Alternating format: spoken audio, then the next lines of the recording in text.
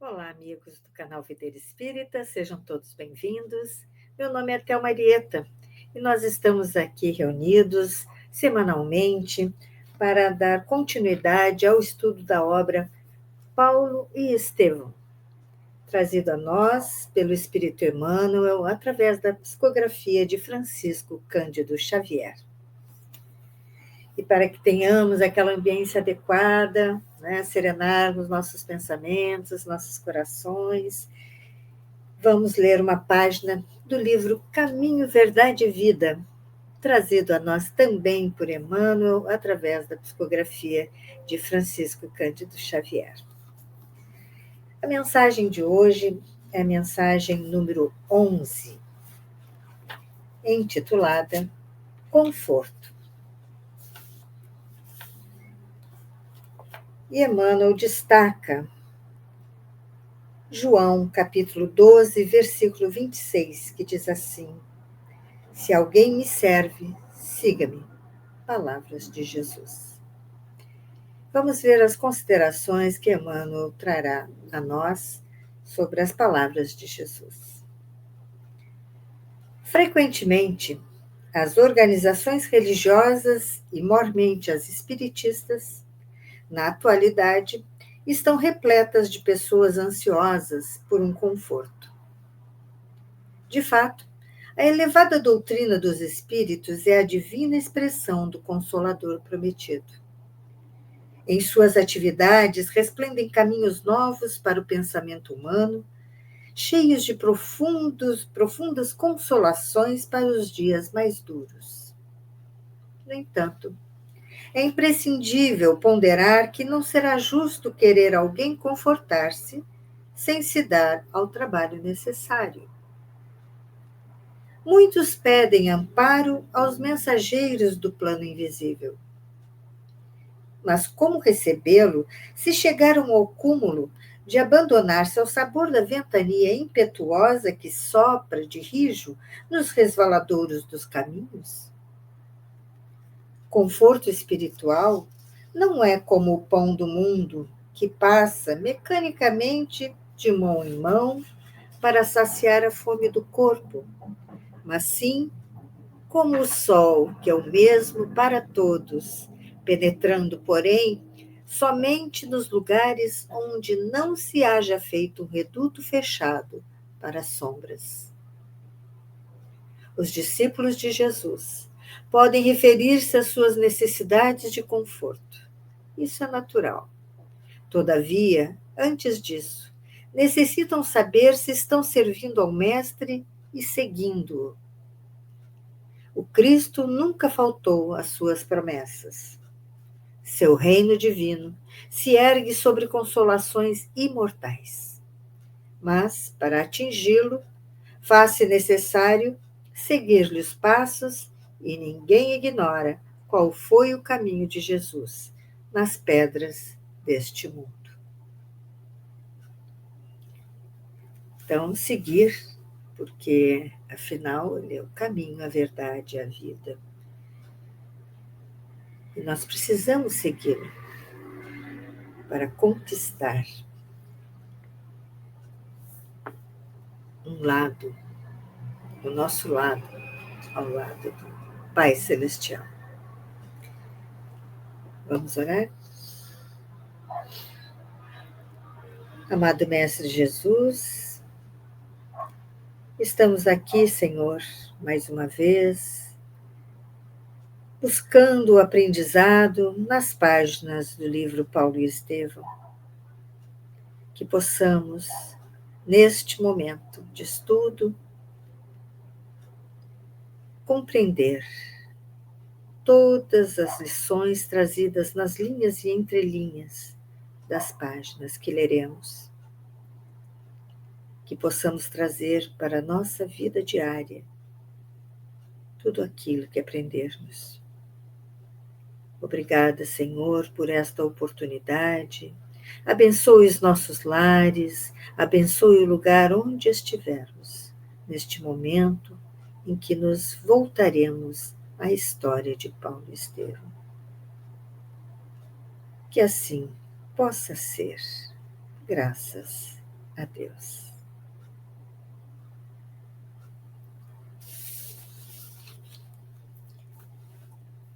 Então, nós vamos dar como de hábito, vamos fazer um pequeno retrocesso ao estudo anterior, né? Pois que começamos o capítulo, no estudo anterior, nós começamos o capítulo 7, intitulado As Primeiras Perseguições. E lá nós encontramos Saulo com ideias de vingança contra Estevão, porque ele se sentiu muito humilhado, né? E foi humilhado publicamente, isso que agravou para ele ainda mais o seu estado de espírito, né?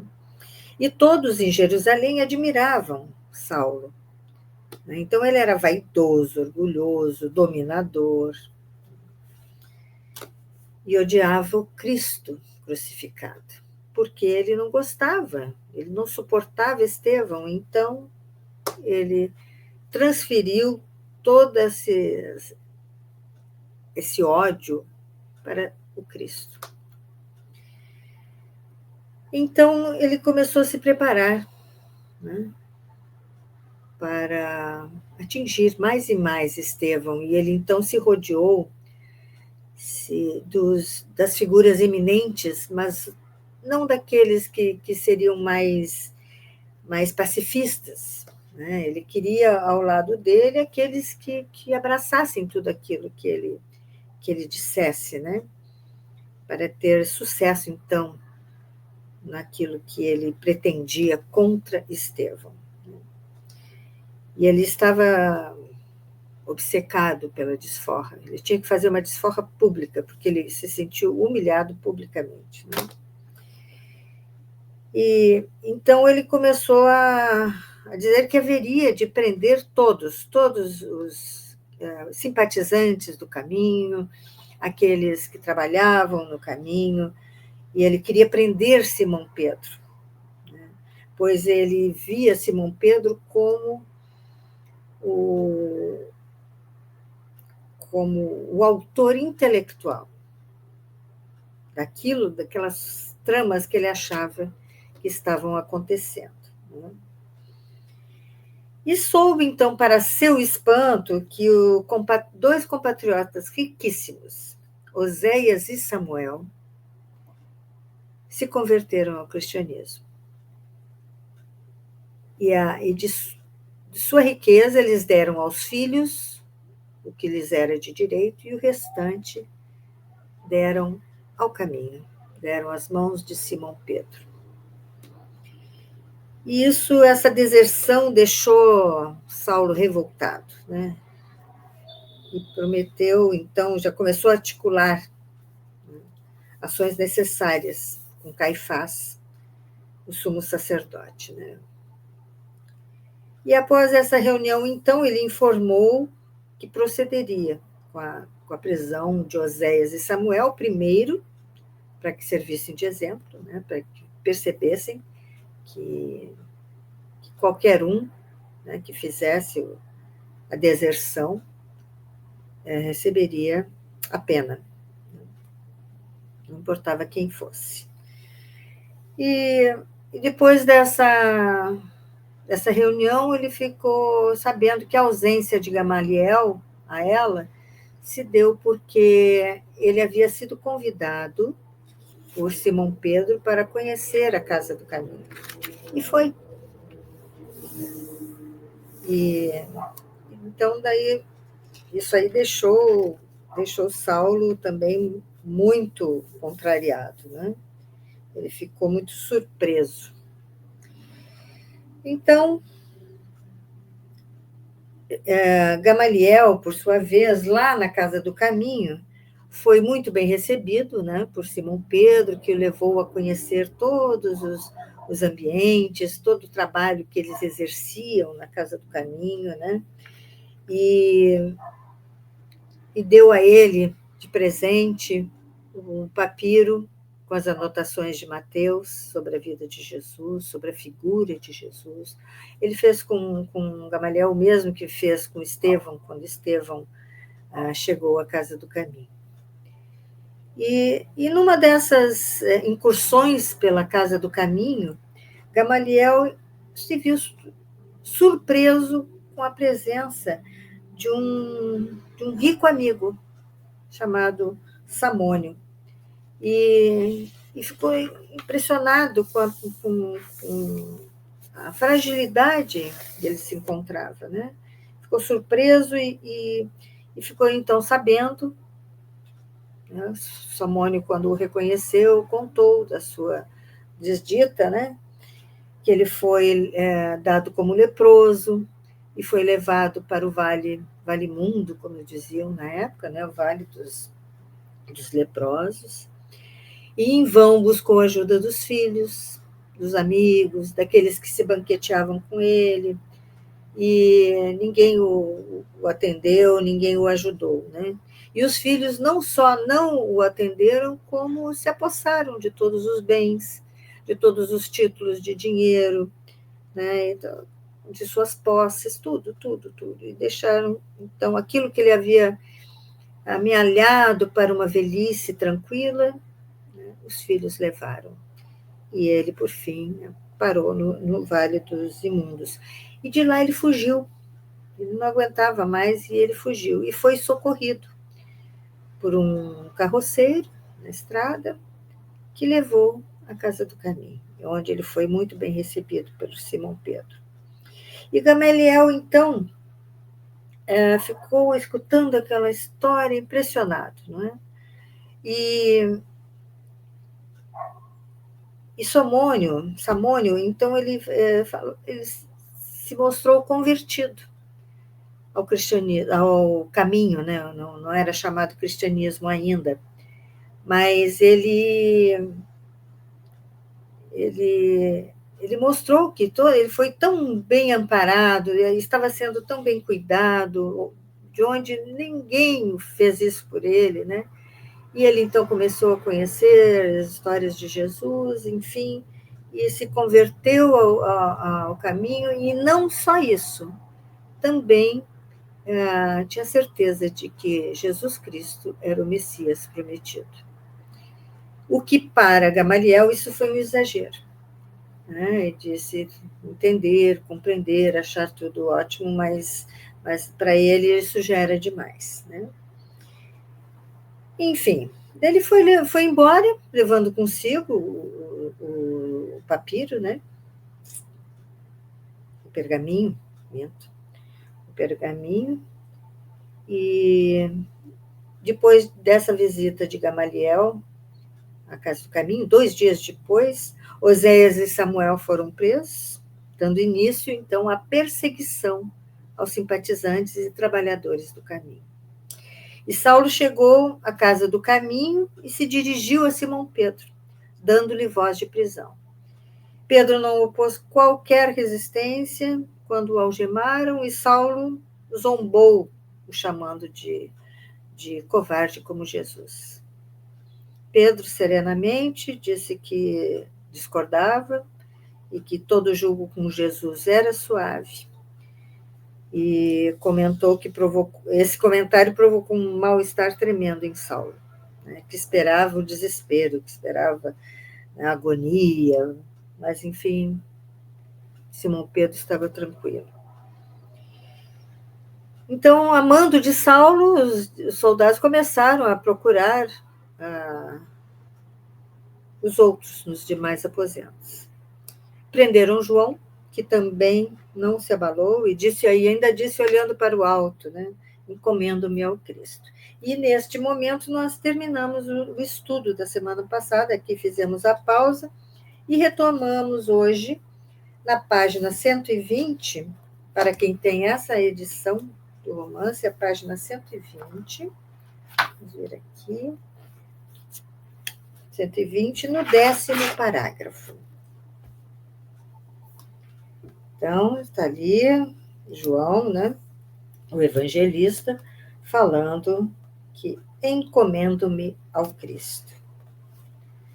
E a história continua. O chefe da caravana olhou-o com profundo desprezo e exclamou altivamente para os companheiros: faltam 2 dos mais suspeitos, procuremo-los. referia-se a Filipe e Tiago, na qualidade de discípulos diretos do Messias Nazareno. Mais alguns passos e o primeiro foi encontrado facilmente. Filipe deixou-se algemar sem um protesto. Suas filhas o rodearam aflitas e chorosas. Coragem, filhas, disse ele sem temor. Acaso seríamos superiores a Jesus, que foi perseguido e crucificado pelos homens? Ouves, Clemente? Perguntou Saulo, irritado a um dos amigos mais cotados. Não se percebe outra coisa a não ser referências ao estranho nazareno. O primeiro falou em julgo do Cristo, né? Simão Pedro. Né? O segundo, João Evangelista, encomendou-se ao Cristo. E este, Filipe, alude à superioridade do Cristo. Aonde iremos? Após desabafar a cólera, em termos ásperos, rematava com estribilho constante, né, com a repetição. Havemos de ir até o fim. Seguros os 3 primeiros prisioneiros, faltava o filho de Alfeu, né, o filho de Alfeu, Tiago menor. Né? Alguém se lembrou de procurá-lo no tosco biombo que ocupava. Com efeito, lá o acharam, ajoelhado, tendo diante dos olhos um rolo de pergaminhos em que se encontrava a lei de Moisés. Via-se-lhe a palidez marmórea do rosto quando Saulo se aproximou ríspido. Que é isso? Há aqui alguém que cuide da lei? Então ele realmente, Tiago, ele estava com medo, né? Ficou lívido, ficou pálido. O irmão de Levi, Mateus, né, levantou os olhos transbordantes de sincero receito e explicou humilde. Senhor, jamais esqueci a lei de nossos pais. Ele lembrou do que Gamaliel falou, né? Gamaliel orientou que eles deveriam, que tudo era muito bem feito, um trabalho muito bonito de caridade, mas que eles deviam manter, né, a circuncisão, deveriam manter o estudo, né, aos pergaminhos, as leis de Moisés, para eles se protegerem. Né? E Tiago lembrou disso, quando viu que Saulo chegou à casa do caminho, tratou de chegar lá ajoelhado, né, que era a forma correta e mais respeitosa de ler os pergaminhos de Moisés. Senhor, jamais esqueci a lei de nossos pais. Meus avós ensinaram-me a receber de joelhos as luzes do profeta santo. A atitude de Tiago não traduzia fingimento. Consagrando o máximo respeito ao libertador de Israel, sempre ouvira dizer que seus livros sagrados estavam tocados de virtude santa. Então era verdadeiro, né, aquele sentimento que ele tinha em relação aos livros sagrados. Né? Ele não estava fingindo. Na expectativa do cárcere, atemorizara-se com perigo iminente. Então ele realmente, quando ele percebeu que Saulo vinha para prendê-los, ele temeu ser preso. Ele não queria que isso acontecesse. Né? Não pudera compreender maiormente, como outros companheiros, o sentido divino e oculto das lições do Evangelho. Porque a oportunidade que Simão Pedro, João Evangelista e Filipe encontraram nessas prisões foi a de honrar Jesus, né? de dar o seu testemunho em sacrifício a Jesus. Mas não foi dessa forma que Tiago viu. Ele viu com receio, teve medo realmente. Né? O sacrifício inspirava-lhe indisfarçáveis temores. Né? Afinal, pensava ele na compreensão parcial do Cristo. Quem ficaria para superintender as obras começadas? Todos estavam sendo presos. Se ele fosse preso também, quem que iria ficar cuidando dos trabalhos da Casa do Caminho? Né? O mestre expirara na cruz e, naquele instante, os apóstolos de Jerusalém estavam presos. Precisava defender-se com os meios possíveis ao seu alcance. Imaginou recorrer às virtudes sobrenaturais da lei de Moisés, de acordo com as velhas crenças. Genuflexo, ajoelhado, esperar os verdugos que se aproximavam. Então, ele ficou ali preparado, só aguardando, fazendo a sua leitura para que eles vissem que ele respeitava, as leis do profeta. Em face da atitude imprevista de Tiago, Saulo de Tarso estava atônito. Só os espíritos profundamente aferrados ao judaísmo liam, de joelhos, os ensinamentos de Moisés. Em sã consciência, não poderia ordenar a prisão daquele homem. O argumento que justificava sua tarefa perante as autoridades políticas e religiosas de Jerusalém era o combate aos inimigos das tradições, e não era isso que estava acontecendo ali. E ele pergunta: mas não sois amigo do carpinteiro? Com invejável presença de espírito, o interpelado, Tiago, respondeu: não me consta que a lei nos impeça de ter amigos. Saulo perturbou-se, mas prosseguiu: mas que escolheis? A lei ou o evangelho? Qual dos dois aceitais em primeiro lugar?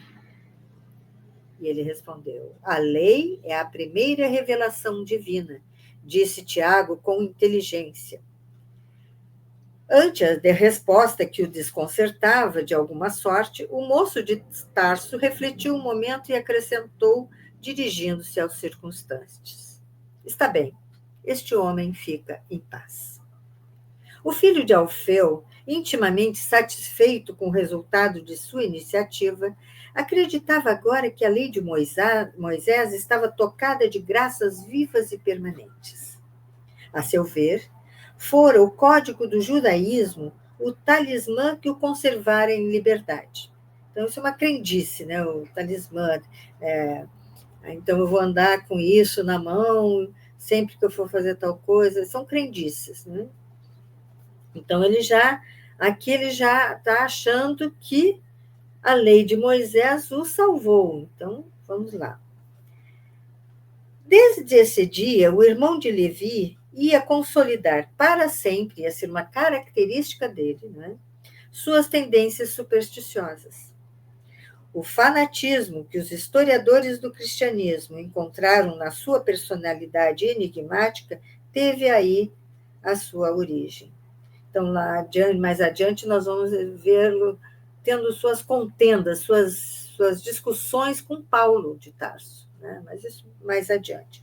Então, mas já a origem deste modo de ver as coisas, esse modo de ver as coisas com essa crendice, com crendices, nesta reencarnação dele, como Tiago, começaram aí, nesse dia.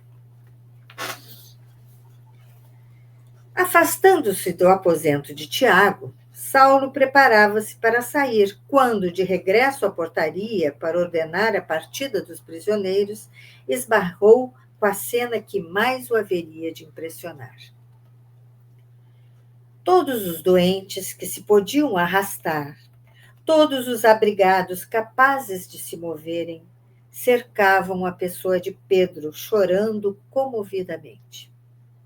Algumas crianças lhe chamavam pai. Anciães, trêmulos, osculavam-lhe as mãos, beijavam-lhe as mãos. Quem se compadecerá de nós agora? Perguntava uma velhinha debulhada em pranto. Meu pai, aonde vão levar-vos? Dizia um órfão afetuoso, abraçando-se ao prisioneiro. Vou ao monte, filho, respondia o apóstolo. E se vos matarem? Tornava o pequenino com uma grande interrogação nos olhos azuis. Encontrar-me-ei com o mestre e voltarei com ele, esclarecia Pedro bondosamente. Neste instante, surgiu a figura de Saulo, que regressava, contemplando a multidão de aleijados, cegos, leprosos e crianças que entupiam a sala, e exclamou gritando, irritado, desculpem: afastem-se, abram caminho. Aquelas cenas o irritaram. O impressionaram, mas o irritaram. Alguns recuavam, espavoridos, aterrorizados, vendo soldados que se aproximavam, enquanto os mais resolutos, os mais ousados, não arredavam passo. Um leproso que mal se punha em pé adiantou-se. O velho Samônio, lembram, amigo de Gamaliel. Recordando-se do tempo em que podia mandar e ser obedecido, aproximou-se de Saulo com desassombro, com valentia. Nós precisamos saber para onde vão estes prisioneiros, disse com gravidade. Para trás, exclamou o moço tarcense, esboçando um gesto de repugnância. Será possível que um homem da lei tenha de dar satisfações a um velho imundo? Os guardas armados, os guardas armados tentaram adiantar-se para castigar o atrevido. No entanto, a lepra defendia Samônio dos seus ataques. Eles tinham medo, da contaminação, então se afastavam. Isso o protegia, era seu escudo. Prevalecendo-se da situação, o antigo proprietário de Cesareia revidou com firmeza. O homem da lei não precisa prestar contas senão a Deus, quando no exato cumprimento dos seus deveres. Todavia, nesta casa, falam os códigos da humanidade. Para vós, eu sou imundo, mas para Simão Pedro, sou um irmão. Prendeis os bons e libertais os maus. Onde a vossa justiça? Crede somente no Deus dos exércitos? É indispensável saberdes que, se o Eterno é o fator supremo da ordem, o Evangelho nos ensina a buscar em sua providência o carinho de um pai.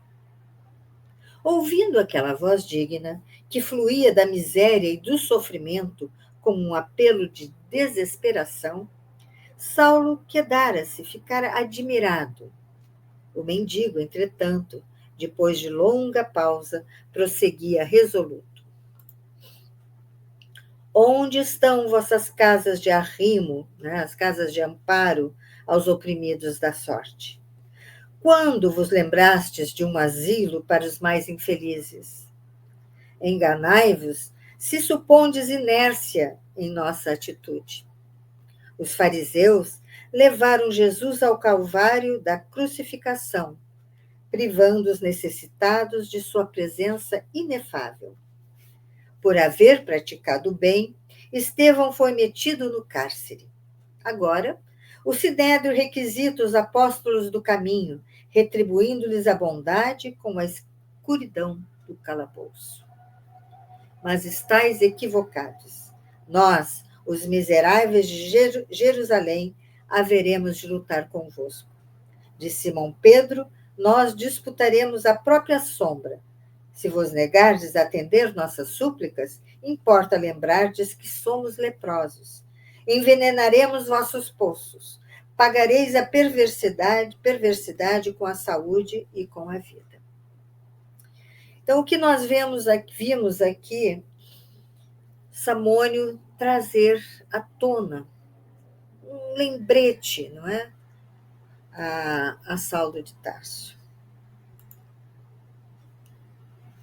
No Velho Testamento, no livro Levítico, que é o terceiro livro de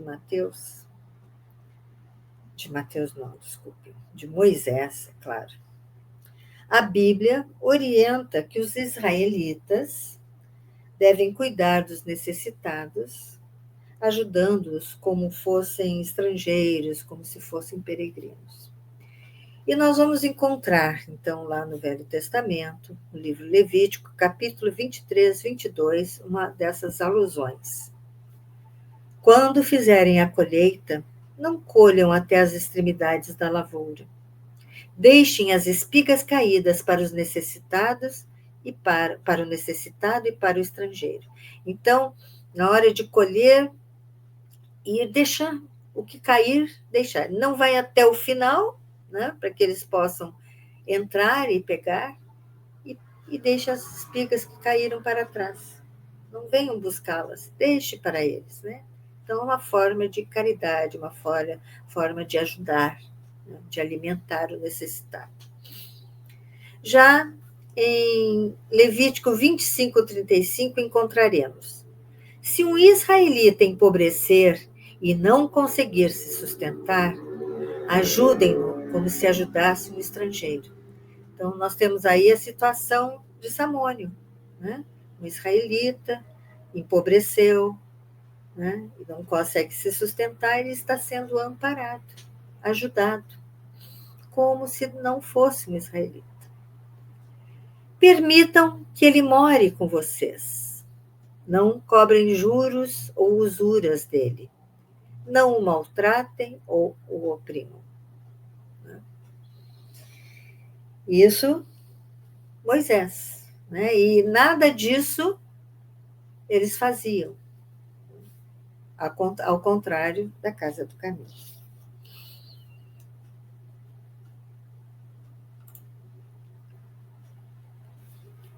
Nesse ínterim, não pôde continuar. Ante a expectação angustiosa de todos, Saulo de Tarso sentenciou ríspido: cala-te, miserável. Onde estou que te pude ouvir até agora? Nem mais uma palavra. E designando-o a um dos soldados, murmurou com desprezo: Sinésio, dá-lhe 10 bastonadas. É indispensável castigar-lhe a língua insolente e viperina, a língua venenosa.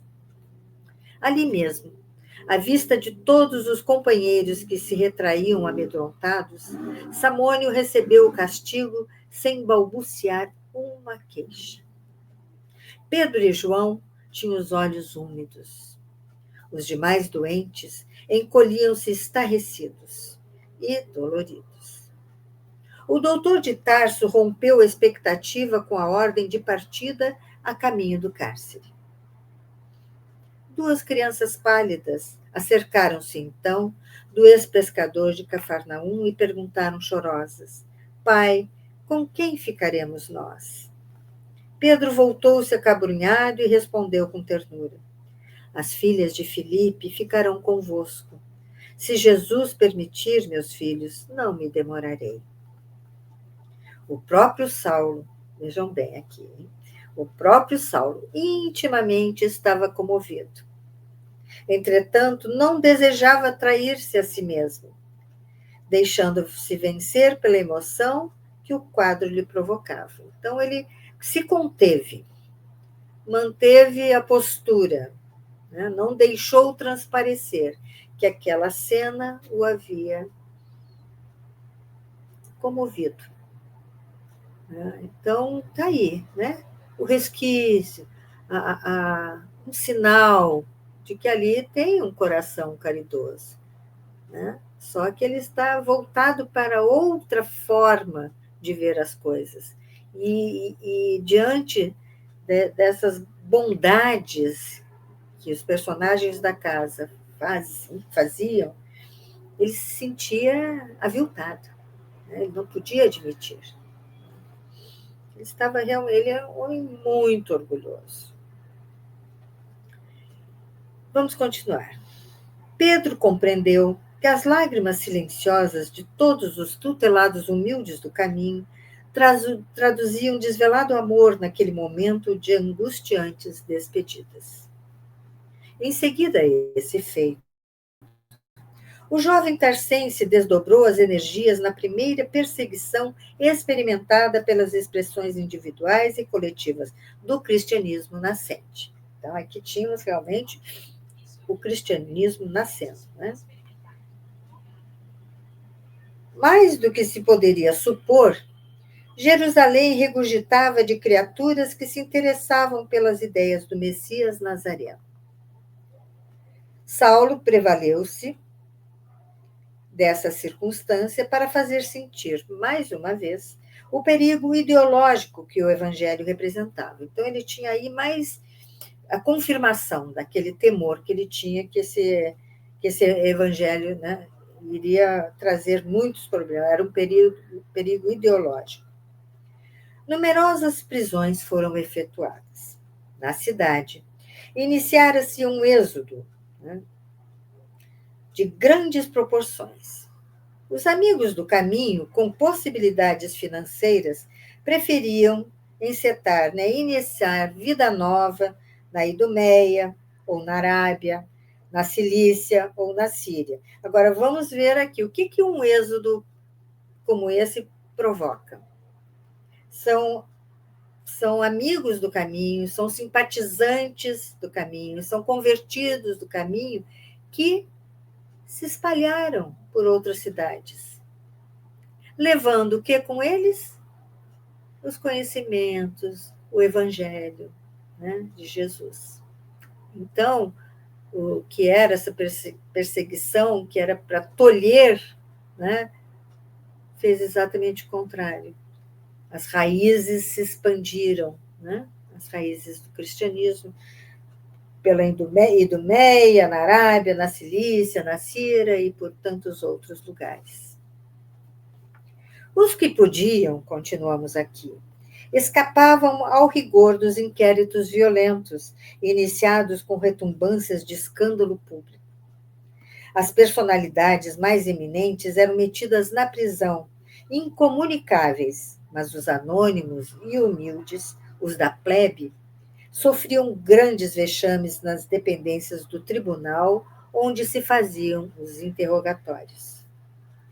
Os guardas, assalariados por Saulo, para execução do nefando trabalho, excediam-se nos abusos. Então, Saulo dava uma ordem, mas eles extrapolavam. És do caminho de Cristo Jesus? Perguntava um deles a uma desventurada mulher com risinhos de ironia. Eu gaguejava infeliz, compreendendo a delicadeza da situação. Depressa, dize depressa, tornava o Beleguim desrespeitoso. A mísera criatura, empalidecia a tremer, refletindo nos pesados castigos que lhe seriam impostos, e retrucava com profundo temor. Eu, não. E que foste fazer nas suas assembleias sediciosas, né, nas suas assembleias insubordinadas? Fui buscar remédio para um filhinho doente. Em face da negativa, o preposto do sinédrio parecia acalmar-se, mas logo exclamava para um dos auxiliares: Muito bem, a interrogada pode ir em paz. Antes, porém, de retirar-se, manda o regulamento. Que regulamento, né? Vamos ver aí. Vamos ver que regulamento é esse. O regulamento era prender, nada mais. Mas, como eles se excediam nos abusos, temos aí um regulamento. Né? Manda o regulamento, se lhe aplique alguns golpes de chanfalho. Nós temos a explicação aqui na nota da editora, ao pé da página, que chanfalho é qualquer instrumento cortante usado como arma, facão, espada, adaga. Né? E era inútil resistir. Naquele tribunal singular, por longos dias seguidos, verificaram-se punições de toda espécie. Das respostas do querelado dependiam o encarceramento, os açoites, o chanfalho, as bastonadas, as macerações, né, que era a destruição da pele, ferir a pele, né, e os apupos, as vaias. Saulo tornara-se a mola central do movimento terrível e execrado por todos os simpatizantes do caminho. Multiplicando energias, visitava diariamente os núcleos do serviço a que acostumava chamar expurgo de Jerusalém, desenvolvendo atividade pasmosa, né, assombrosa, dentro da qual mantinha a vigilância constante das autoridades administrativas, encorajava os auxiliares e prepostos, instigava outros perseguidores dos princípios de Jesus, sem deixar arrefecer-se, né, esfriar-se, o zelo religioso do sinédrio. Dentro de uma semana, após as prisões efetuadas na Igreja Modesta, realizava-se a memorável sessão em que Pedro, João e Filipe deveriam ser julgados. A assembleia excepcional despertara a maior curiosidade. Lá se congregavam todas as personalidades eminentes do farisaísmo dominante. Gamaliel compareceu, dando mostras de profundo abatimento, de profunda tristeza. De modo geral, comentava-se a atitude dos mendigos que, não obtendo permissão de ingresso, aglomeravam-se em longas filas na grande praça e protestavam em atroante e ruidoso vozerio. Debalde, aplicavam-lhe bastonadas a torto e a direito, porque a turba de miseráveis assumira proporções nunca vistas. Então, saíam dando bastonadas, todos apanhando, porque era muita gente. O quadro era curioso e alarmante. Tomar providências para correr com a massa parecia tarefa impossível. Os peregrinos e os doentes contavam-se por centenas numerosas. Era inútil reprimir nos pontos isolados o que somente vinha agravar a revolta e desesperação de muitos. Em altos brados, reclamavam a liberdade de Simão Pedro. Exigiam em tumulto a sua libertação, como se exigissem um legado de seu legítimo direito. No salão nobre, não só os assistentes comentavam o fato, mas também os juízes não dissimulavam profunda impressão. O próprio Anás contava o assédio de que vinha sendo objeto por parte dos favorecidos de Jerusalém. Alexandre alegava que à sua residência afluíram centenas de aflitos a solicitar-lhe os bons ofícios a favor dos prisioneiros. Foram rogar em nome, dos prisioneiros. Saulo, de vez em quando, respondia um ou outro com rápidos monossílabos. Sua fisionomia carregada traduzia propósitos inferiores relativamente ao destino dos apóstolos da Boa Nova, que lá estavam à sua frente, no fundo da sala, humildes, serenos, no banco dos criminosos comuns. Então, Saulo, a postura dele diante daqueles que vinham pedir pelos prisioneiros, era de, ok, tá bem, veremos, E lá atrás, serenamente acomodados, os nossos queridos Simão Pedro, João Evangelista e Filipe. Viu-se, então, que Gamaliel se detinha com o sumo sacerdote em conversação íntima, que durou alguns minutos e despertava grande curiosidade entre os colegas.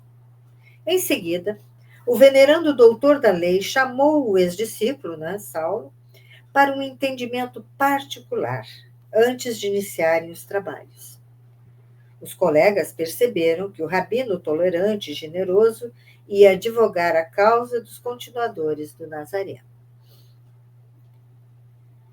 Qual a sentença a ser proposta para os prisioneiros? Interrogou o velhinho com bondoso interesse, logo que se viram distanciados dos grupos rumorosos. Sendo eles galileus, disse Saulo, enfático da sua autoridade, não lhe será conferido o direito da palavra no recinto, como teve Estevão. Porque Estevão era da tribo de Issacar, era israelita, então ele teve o direito de se expressar, de falar, de se defender, o que não era o caso aos galileus. Isso não era um direito conferido a eles. Vou propor a morte dos três, com a de Estevão, com a de Estevão, pelo apedrejamento. Que dizes? Exclamou Gamaliel, surpreso. Não vejo outro recurso, disse o moço tarcense. Precisamos extirpar pela raiz os males que começam. Acredito que, se encararmos o movimento com tolerância, teremos o prestígio do judaísmo abalado por nossas próprias mãos. Entretanto, Saulo, replicou o velho mestre com profunda bondade, devo invocar o ascendente que tenho em tua formação espiritual para defender estes homens da pena da morte. O moço, caprichoso, fez-se lívido, ficou pálido, né? Não se habituara a transigir, a condescender, né, nos seus conceitos e decisões. Ele não tinha o hábito de ceder. Né? Sua vontade era sempre tirânica e inflexível. Mas Gamaliel fora de todos os tempos o seu melhor amigo. Aquelas mãos rugosas lhe haviam ministrado os exemplos mais santos. Delas recebera vasto potencial de socorro em todos os dias da vida. Compreendeu que defrontava um obstáculo poderoso na consecução integral de seus desejos. O venerando rabino percebeu a perplexidade e logo insistiu. Ninguém mais do que eu conhece a generosidade do teu coração, e sou o primeiro a reconhecer que tuas resoluções obedecem ao zelo inexcedível na defesa de nossos princípios milenares. Mas o caminho, Saulo, parece ter uma grande finalidade na renovação dos nossos valores humanos e religiosos. Quem entre nós havia se lembrado de amparar os infortunados com o provimento de um lar afetuoso e fraterno? Antes da tua diligência corretiva, visitei essa instituição singela e pude confortar-me na observação do seu excelente programa. Eles estavam exercendo o que nós vimos em Levítico. Né? Então, quem entre nós havia se lembrado de amparar os infortunados? Quem? Ninguém. O jovem doutor estava pálido ouvindo tais conceitos, que, a seu ver, eram um positivo sinal de fraqueza. Mas será possível, disse admirado, que também vós tenhais lido o Evangelho dos Galileus? Estou a lê-lo, lembramos do pergaminho de Mateus. Né? Estou a lê-lo, confirmou Gamaliel sem titubear, e pretendo meditar mais demoradamente os fenômenos que ocorreram em nosso tempo. Presinto grandes transformações em toda parte. Tenciono retirar-me da vida pública em breves dias, a fim de tomar o caminho do deserto. É claro, porém, que estas minhas palavras devem ser guardadas por ti, em penhor de mútua confiança. Quer dizer, pediu a Saulo segredo sobre as intenções dele. Sumamente impressionado, o moço de Tarso não sabia o que responder. Presumia o mestre respeitável mentalmente prejudicado por excesso de lucubrações, excesso de reflexões. O mestre, porém, como se lhe adivinhasse o pensamento, acrescentou: Não me suponhas mentalmente debilitado. A velhice no corpo não me apagou a capacidade de pensar e discernir por mim mesmo. Compreendo o escândalo que se levantaria em Jerusalém se um rabino do Sinédrio modificasse publicamente as convicções mais íntimas. Mas é preciso convir que estou falando a um filho espiritual, expondo sinceramente o meu ponto de vista. Faço-o tão só para defender homens generosos e justos de uma sentença iníqua e indevida. Vossa revelação, exclamou Saulo de roldão, assim, de chofre, né, de súbito, decepciona-me profundamente. Conhece-me de menino e sabes que o homem sincero não se poderá preocupar com os que o elogiem ou o lamentem no cumprimento de um sagrado dever. E, imprimindo carinhoso acento à voz, acentuou solícito. Não me faças ir contigo, nessa assembleia, aos debates públicos escandalosos e atentatórios da feição amorosa que toda verdade deve trazer consigo.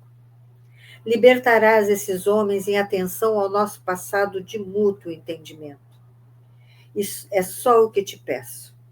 Deixa-os em paz por amor aos nossos laços afetivos. Daqui a alguns dias não precisarás conceder mais coisa alguma ao velho mestre. Serás meu substituto neste cenáculo, porquanto tenciono abandonar a cidade em breves dias. E como Saulo hesitasse, continuou: Não precisarás refletir muito tempo. O sumo sacerdote está ciente de que eu pediria tua clemência para os prisioneiros. Mas e a minha autoridade? Interrogou o rapaz com orgulho. Como conciliar a indulgência com a necessidade de reprimir o mal? Toda a autoridade é de Deus. Nós somos simples instrumentos, meu filho. Ninguém se diminuirá por ser bom e tolerante. Quanto à providência mais digna, cabível no caso, é conceder liberdade a todos eles. Todos? Perguntou Simão num gesto. Simão, não, desculpem, Saulo, num gesto de grande admiração. Como não? Confirmou o venerável doutor da lei. Pedro é um homem generoso. Filipe é um pai de família extremamente dedicado e ao cumprimento de seus deveres. João é um moço simples. Estevão se consagrou aos pobres. Sim, sim, interrompeu o moço tarcense. Concordo com a libertação dos 3 primeiros, com uma condição. Por serem casados, Pedro e Filipe poderão continuar em Jerusalém, restringindo suas atividades ao socorro dos doentes e necessitados. João será banido, mas Estevão deverá sofrer a sentença decisiva. Já propus publicamente a lapidação e não vejo motivos para transigir, mesmo porque, para escarmento, para a lição, pelo menos um dos discípulos do carpinteiro deve morrer. Gamaliel compreendeu a força daquela resolução pela veemência das palavras que a traduziam. Saulo deixara bem claro que não transigiria quanto ao traumaturgo, ao milagreiro. O velho rabino não insistiu. Para evitar um escândalo, entendeu que Estevão pagaria com o sacrifício. Aliás, considerando o temperamento voluntarioso do ex-discípulo, a quem a cidade havia conferido atribuições tão vastas, já não era pouco obter clemência para os 3 homens justos, consagrados ao bem comum. Compreendendo a situação, acentuou o respeitável rabino. Pois bem, que seja assim. E com um sorriso de bondade, deixou o moço algo preocupado e perplexo. Daí instantes, com surpresa geral da Assembleia, Saulo de Tarso, da tribuna, propunha a libertação de Pedro e Filipe, o banimento de João e reiterava o pedido de apedrejamento para Estevão, por considerá-lo o mais perigoso dos elementos do caminho. As autoridades do Sinédrio, apreciando os alvitres, as sugestões, com satisfação, por saberem que a medida agradaria à turba numerosa, afirmaram seu unânime consentimento, e a morte de Estevão foi marcada, foi aprazada para uma semana depois, convidando Saulo os amigos para a triste cerimônia pública, a que ele próprio haveria de presidir. Então, com as decisões finais, terminamos este capítulo, o 7º capítulo. E temos um tempinho, acho que podemos entrar no capítulo 8º, intitulado A Morte de Estevão. Mais uns 5 minutinhos, 6, podemos já adiantar o nosso estudo, Apesar das atividades intensas, o moço de Tarso não deixara de comparecer pontualmente em casa de Zacarias, em que no coração de Abigail encontrava o necessário repouso. Se as lutas em Jerusalém consumiam-lhe as forças, perto da mulher amada parecia recobrá-las, no doce encantamento com que esperava a realização das mais caras esperanças. Tinha a impressão de que o mundo era um campo de batalha, no qual lhe cabia combater pela lei de Deus. Todavia, como o Eterno era justo e generoso, concedera-lhe na dedicação da sua eleita um pouso de consolação. Abigail era o seu mundo sentimental.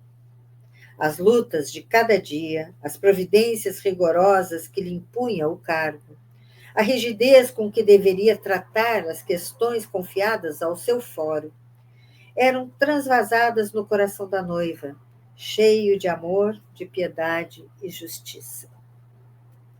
Ela acolhia-lhe as ideias com atenção afetuosa, parecia temperá-las na ternura da alma fraterna, restituindo-as ao noivo amado em forma de sugestões carinhosas e justas.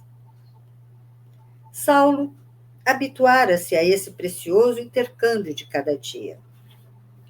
Quando lhe faltavam ao coração os brandos consolos da estrada de Jope, sentia-se perturbado pelos próprios sentimentos enérgicos e impulsivos. Abigail corrigia-lhe o espírito.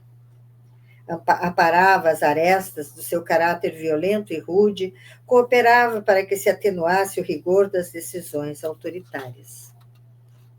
Horas a fio, o jovem tarcense embevecia-se a ouvi-la como se os seus sentimentos de bondade fossem alimento suave para sua alma, que os raciocínios rígidos do mundo costumavam rescaldar. Ele, que não experimentara as aventuras galantes do tempo, cioso de conservar pura consciência em face da lei, descobrira na criatura eleita a personificação de todos os sonhos de sua mocidade esperançosa. Na noite seguinte, à memorável sessão do Sinédrio, Saulo de Tarso, abandonando todas as preocupações de ordem imediata, buscou mais ansioso a residência de Zacarias. As fadigas do dia abalavam-lhe as forças.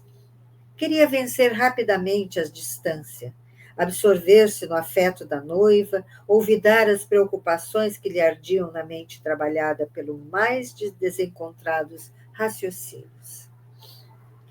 A noite já desdobrava o manto de luar sobre a natureza, quando o jovem doutor transpôs o umbral, surpreendendo a generosa família com uma saudação delicada e afetuosa. A presença da noiva propiciava-lhe um bálsamo de suave refrigério ao coração. Em breves momentos parecia reconfortar-se. Tomado por bom humor, agora que as energias interiores descansavam em brandas carícias, narrou entusiasticamente os últimos sucessos. Zacarias, como observador fiel da lei, dava-lhe razões de sobejo no caso das deliberações assumidas. A personalidade de Estevão foi discutida minuciosamente. O ex-discípulo de Gamaliel naturalmente esclareceu o assunto a seu modo, retratando o pregador do caminho como homem inteligente e por isso mesmo perigoso, em virtude das ideias revolucionárias que o seu verbo fluente propagava. Abigail e Ruth escutavam silenciosas enquanto os dois mantinham a palestra animada. E aqui, então, nós faremos a nossa pausa do estudo para a próxima semana.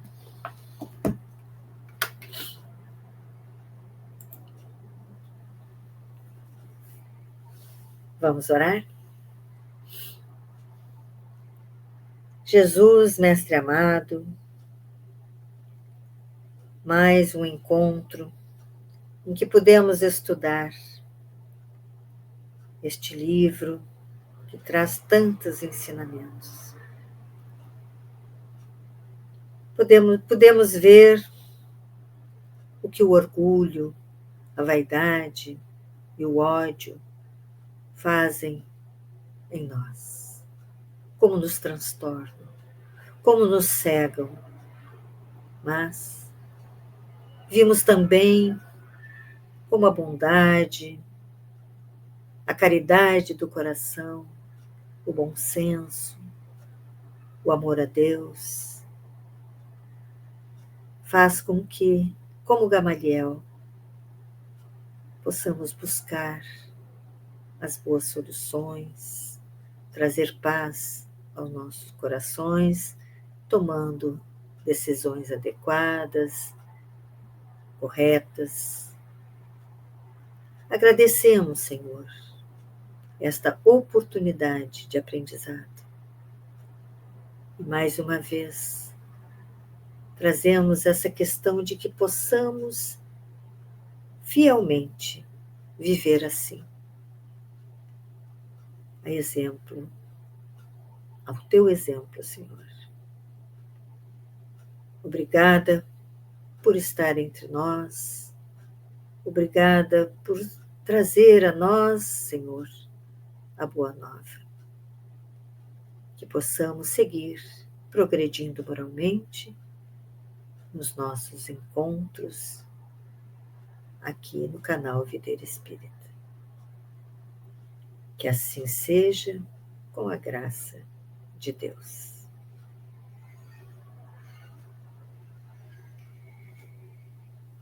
Então, amigos queridos do canal Videira Espírita, na próxima semana voltaremos ao estudo da obra Paulo e Estevão. Até lá, que a paz esteja com todos nós.